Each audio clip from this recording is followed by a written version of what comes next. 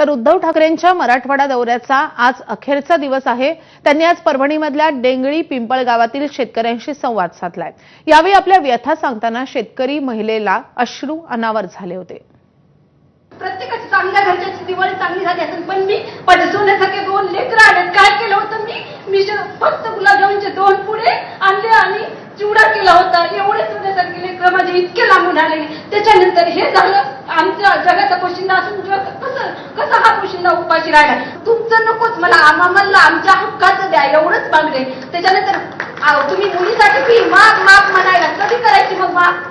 आता मुलीसोबत उच्च शिक्षणाची मुलाची सुद्धा फीस माफ करा।